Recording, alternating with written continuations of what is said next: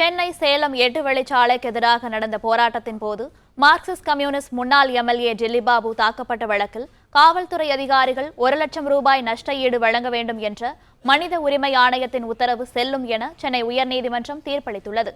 இதுகுறித்த கூடுதல் தகவல்களை தருகிறார் எமது செய்தியாளர் ஆனந்த். ஆனந்த், வணக்கம். இது பற்றிய மேலும் விவரங்கள். வணக்கம்.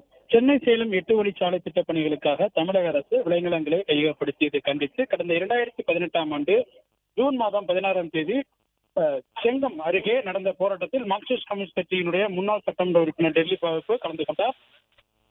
இந்த போராட்டத்தின் போது அவர் கடுமையாக தாக்கப்பட்டார். இது தொடர்பாக மாநில மனித உரிமை ஆணையத்தில் அவர் வழக்கு தொடர்ந்தார். வழக்கை விசாரித்த மாநில மனித உரிமை ஆணையம் டெல்லிபாபு தாக்கப்பட்டது உறுதி செய்யப்பட்டதால் அவருக்கு அப்போதைய செங்கம் டிஎஸ்பி சுந்தரமூர்த்தி 2 உதவி காவல் ஆய்வாளர்கள் ஆகியோர் 1 லட்சம் ரூபாய் இழப்பீடு வழங்க உத்தரவிட்டது. இந்த உத்தரவை எதிர்த்து அவர் டிஎஸ்பி சார்பில் சென்னை உயர்நீதிமன்றத்தில் மனு தாக்கல் செய்யப்பட்டது. இந்த மனுவை விசாரித்த சென்னை உயர்நீதிமன்றம் டிஎஸ்பியின் மனுவை தள்ளுபடி செய்து மனித உரிமை ஆணையம் தீர்த்த அந்த 1 லட்சம் ரூபாயை முன்னாள் மார்க்சிஸ்ட் கம்யூனிஸ்ட் கட்சியின் சட்டமன்ற உறுப்பினர் டெல்லிபாபுக்கு வழங்க உத்தரவிட்டிருக்கின்றது.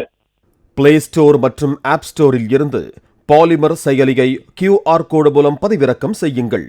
செய்திகளை உடனுக்குடன் பெறுங்கள்.